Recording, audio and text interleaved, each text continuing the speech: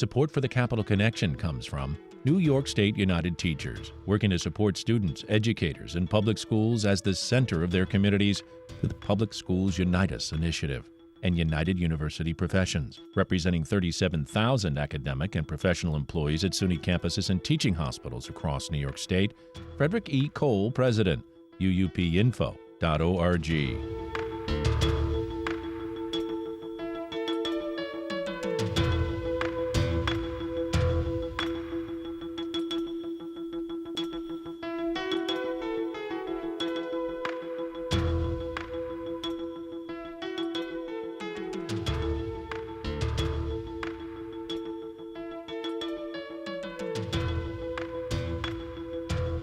It's the Capital Connection. Hi, I'm David Gustina, back with us for another round. He keeps coming back. I'll give him that. It's the New York State Comptroller, Tom DiNapoli, a Democrat. Tom, welcome back. David, it's always great to be back, and I will continue to come back as long as you ask me. Oh, and you know I'm going to ask you, especially at a week like this. I mean, we're into the new year. New York Governor Kathy Hochul has delivered her State of the State address, a sort of wish list. Then comes the all-important budget proposal, right, which happened the following week, this week. And I know you've had a chance to at least have some eyes on it as you look forward into this session and you're looking at the governor's numbers. What comes to the top of Comptroller Tom DiNapoli's mind?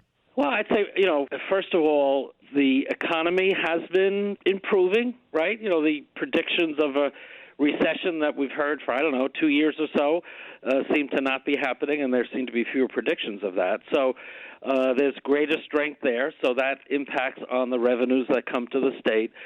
So what we see, because obviously in our office we particularly look not just at the short term but the long term, a narrowing of the out-year gaps that we've been projecting for quite some time now, but those gaps are still there. So I think what the governor is doing is presenting a budget plan, much more modest growth than we've seen in some other budgets in recent times, to have a budget balance in the short term, for the year that'll be coming up, but trying to really get ahead of dealing with those out-year budget gaps.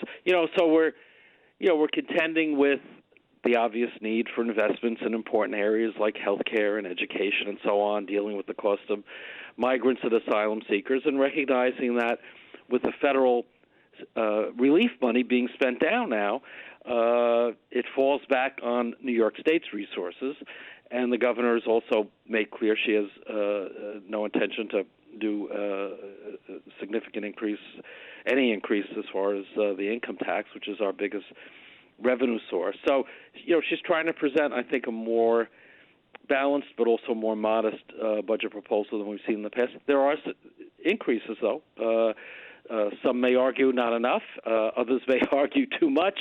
But that's what is going to happen now, David. As you know, as an observer, governor gives her goals in the State of the State, puts detail forward in the budget proposal that we now have, and now it's up to the legislature to work with the governor to go over that executive proposal, come up with a final budget agreement by April 1st. So there's still a long way to go before this budget is finalized and we know what the final numbers will be. But it is part and parcel of every year. We know that the governor, the chief executive, has to think about not only the Democrats in the legislature, but the Republicans as well and their constituency in New York and what the polls say and everything else. So she tends to come in a bit more conservative, or in the past I've seen male governors come in a bit more conservative. The legislature tends to be blamed for wanting all the money in the world to do every program they want. And then, of course, you often have the Republicans who are more conservative, who then say the Democrats do too much no matter who it is. Well, I think you're right. I mean, is that a tired argument? I don't know if it's a tired argument. I think it's the reality of the political process. I mean, I think you touched on it. Legislators want to go home and tell folks what it is they delivered for their community.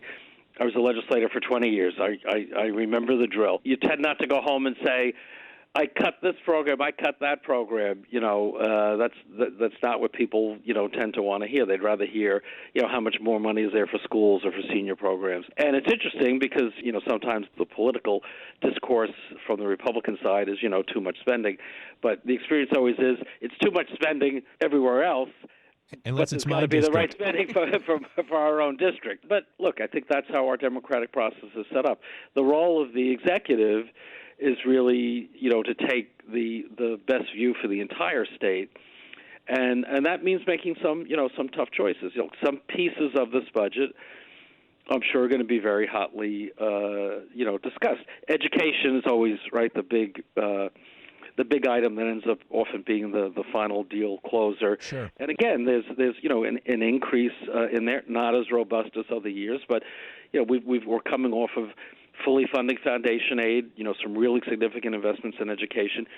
But you look in the fine print, and we're still analyzing all the fine print, but it looks like the governor is taking away Save Harmless, which has been, I was just going to ask you about that. That's huge. Yeah. I mean, and that's been there for a long time. Yeah. And for your listeners, that Save Harmless means that whatever the education aid is under the formula, you're not going to get less than you got the year before.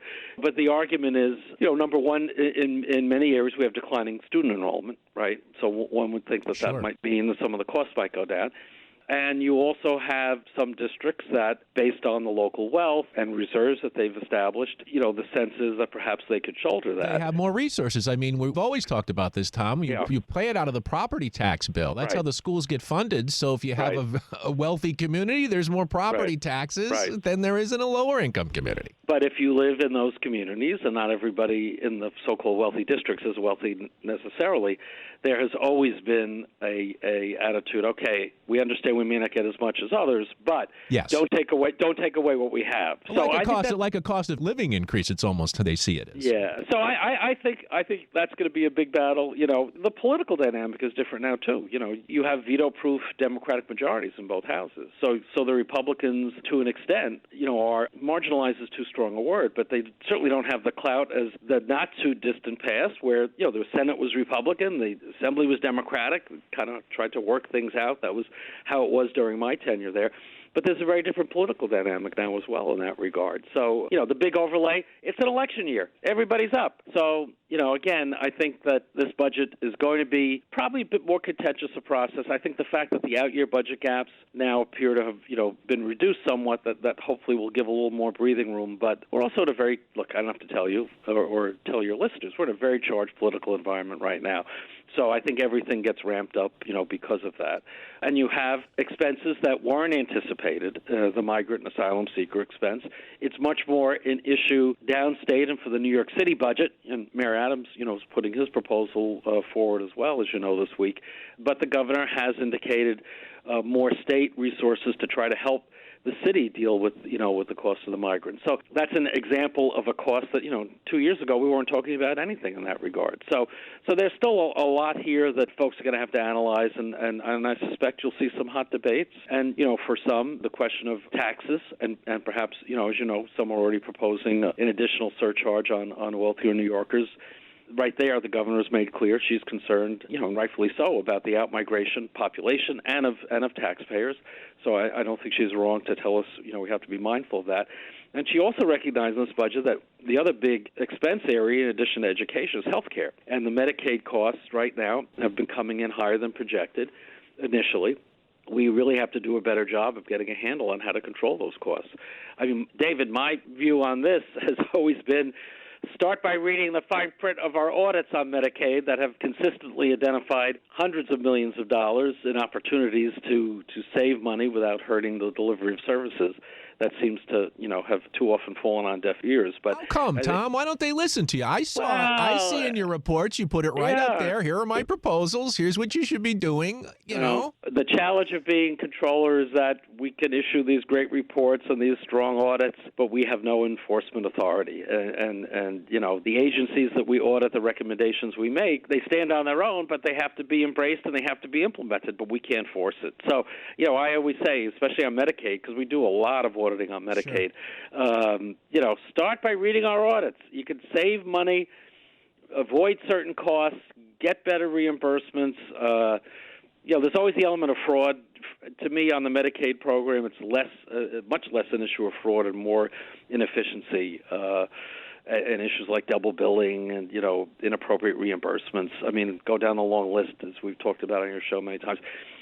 Start there. But, she's going to have, more eyes looking at ways to make that program more efficient. And she touched on, a big issue as far as Medicaid is long-term care for people, nursing homes and so on. This is also a national failure. We don't have a long-term care policy as a country, and we certainly don't, an issue that's never been dealt with. So many folks using, legal means and proper estate planning and using their lawyers and legal system end up spending down, their assets to a point where they can go on Medicaid for, the last chapter of their lives when they might need, some intensive long-term care. But that is a huge cost impact that has to be borne by the Medicaid program. So a lot there. And one budget is not going to solve some of those bigger issues, but I think the governor is right to say we need to get a better handle on managing those Medicaid costs. Nor is one conversation with the state comptroller, Tom DiNapoli, who joins us this week on the Capital Connection. I'm David Gustina. Tom, you rattled off about 6 issues we could get to. There's so much to talk about. I want to back up a little bit because in the State of the State speech, the next day in the New York Times, they noted, well, she didn't mention the word migrant.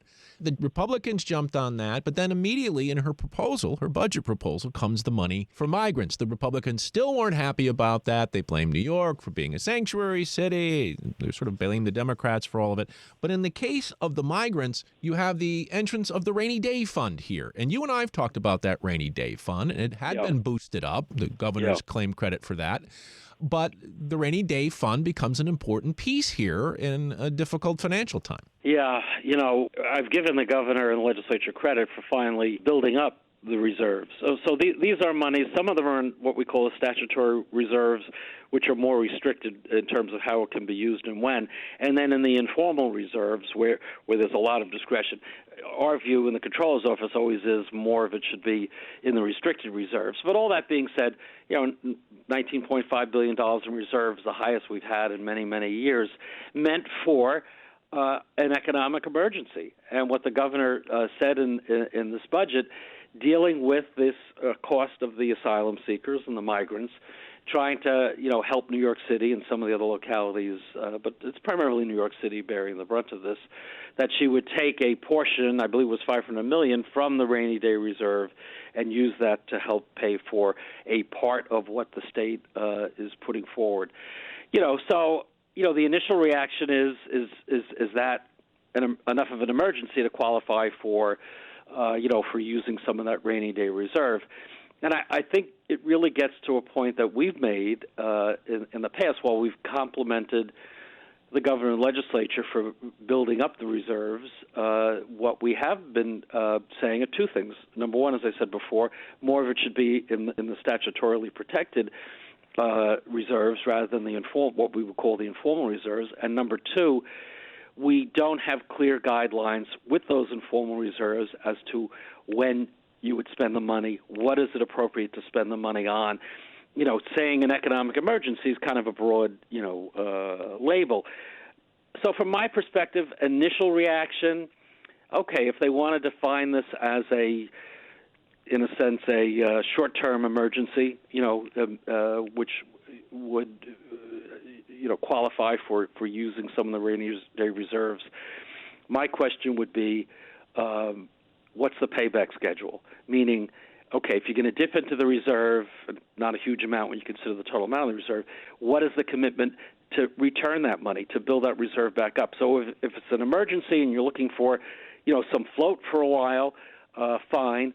But I think there should be some very clear commitment that money is going to be paid back on a very clear timetable. So, I'm hoping this is not, the first crack in moving us backward in terms of not having the kind of reserves that we should have. Because much as the migrant asylum seeker cost wasn't anticipated, it's not like the Great Recession of 12 years ago. It is not like COVID coming out of nowhere and the economy closing down. And from my perspective, the reserves were more built up for those kind of truly economic catastrophes. You could certainly say the migrant asylum seeker is an urgent situation. I wouldn't put it at the level of what we had to go through with COVID, though. So I think that's where being a bit more clear as to how we define the emergencies that would qualify for using some of that money, and if you're going to dip into that, what's the schedule and timetable to put that money back and to make the reserves whole again. So that's obviously some of our preliminary reaction to that. Do you say that because the federal government has such a much larger role in all of this, and that? Well, I mean, that's the bigger question. I mean, look, and the governor said this, the Mayor Adams said this. I think everybody's been saying it. This really has been a failure at the national level. You know, you can have different opinions about how to handle border security. Clearly, there are problems there. We have, as a nation, not dealt with immigration reform and pathway to citizenship for years. That's not new. It gets caught up in all the, Washington back and forth, and that's been a tragedy that hasn't been resolved. And given all the dislocations happening around the world, and a lot of folks wanting to come to this country, and having this expense, and the federal government not stepping up and helping the states and localities deal with this cost. So there's no question that Washington needs to do more. I don't see that happening anytime soon, the way things are going down there. So we are having to contend with it. Look, we talk about the numbers, we talk about the dollars. Let's keep in mind, these are real people, families, children, often, coming out of very troubling situations in their native country, and then, I hate to put it this way, but ending up on a bus and kind of being dumped in the middle of New York City. This is some have said it's like real being kidnapped.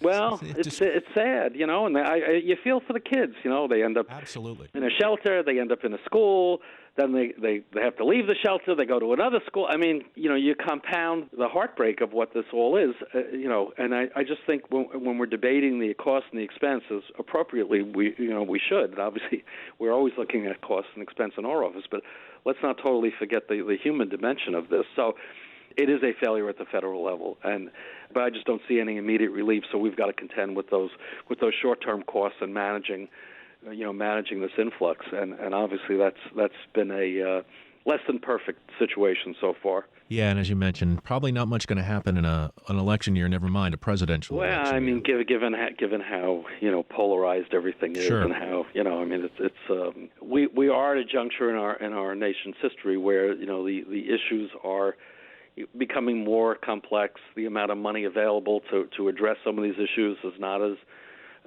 much there as we'd like, and the ability to have civil conversation and find common ground.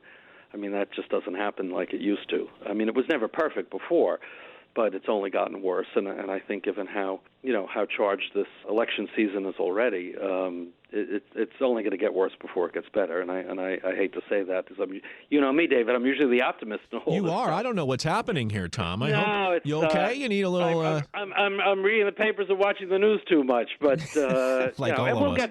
get and the reality is we'll get through it. When the historians write the books, they'll come up with how we got out of it. It's interesting because you remember I'm a history major, so of course. I do like when I have the time. My pleasure is reading books, especially ones that have been sitting on my bookshelves that I haven't had a chance to read. But I just finished a book titled 1968, the year the dream died, and it's a reminder of. I mean, that's really when I was coming of age. I was a teenager, then.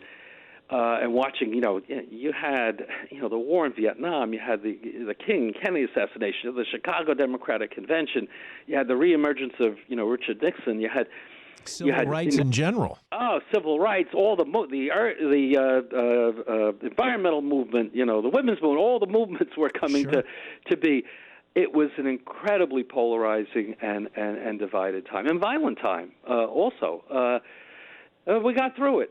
I mean, it's not quite a parallel to what we're going through now, but it is a similar moment where you stop every now and then you say, "How the heck are we going to get through this?" Well, we've gotten through it before. We'll get through it this time. I just don't see the light at the end of the tunnel right now.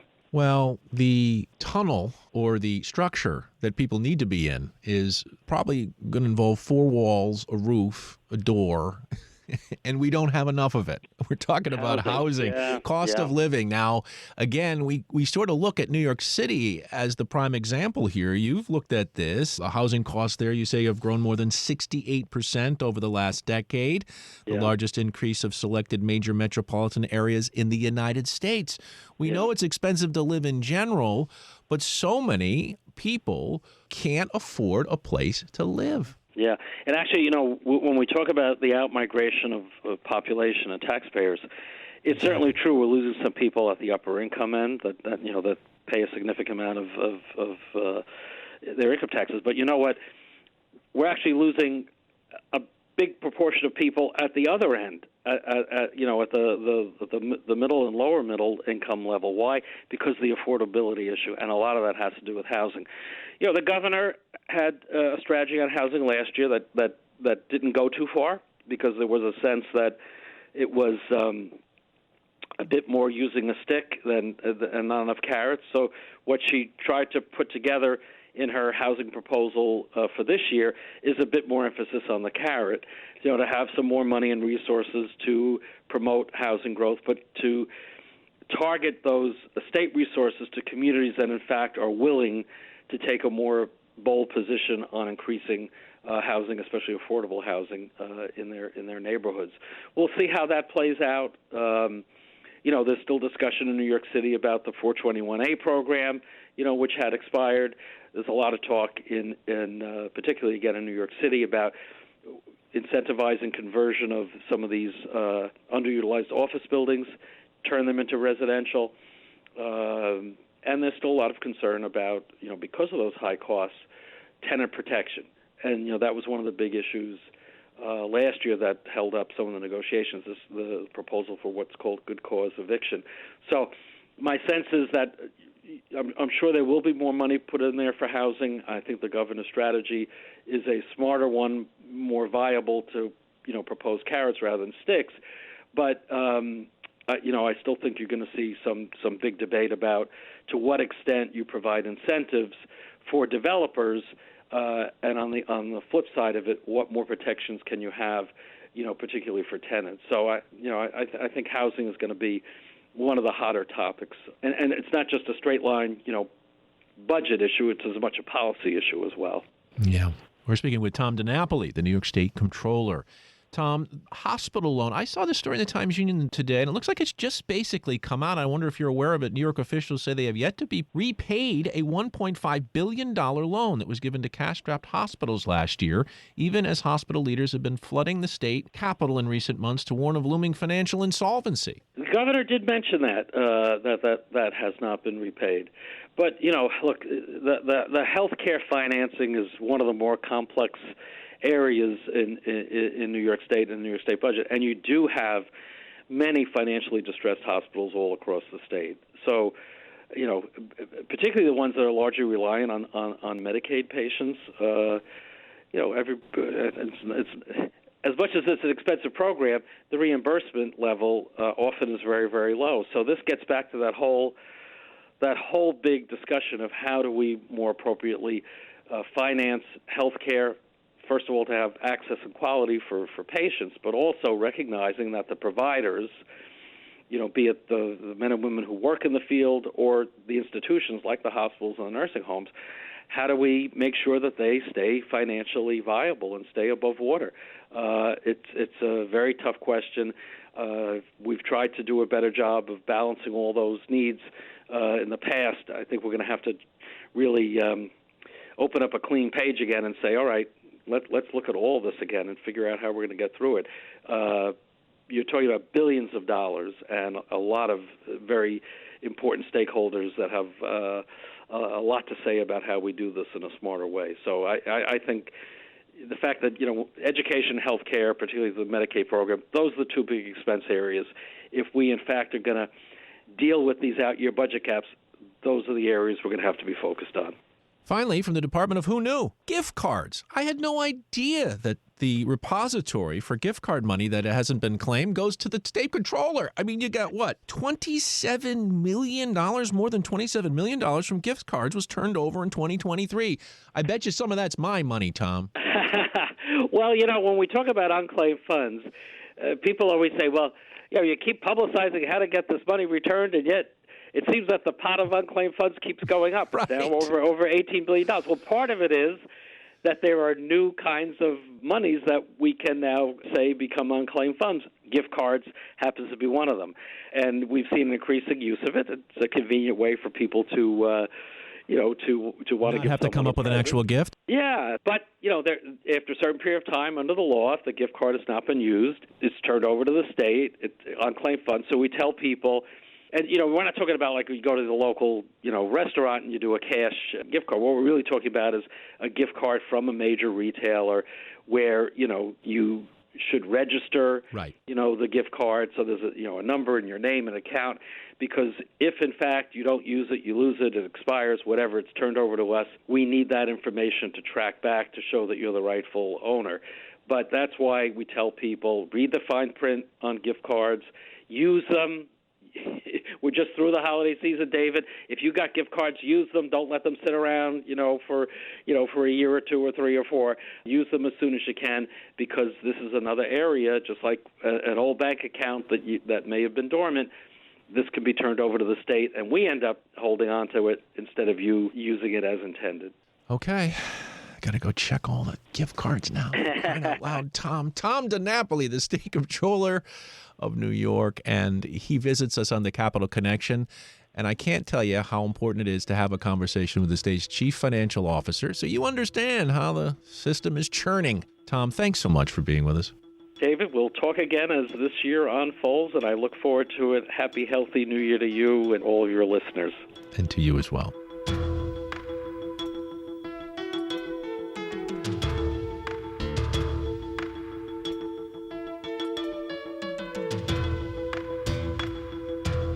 Support for the Capital Connection comes from New York State United Teachers, working to support students, educators, and public schools as the center of their communities through the Public Schools Unite Us initiative.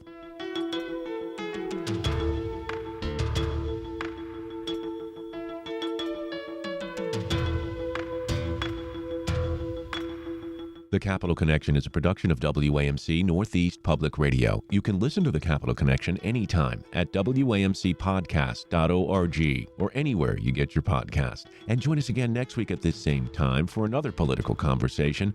For The Capital Connection, I'm David Guistina.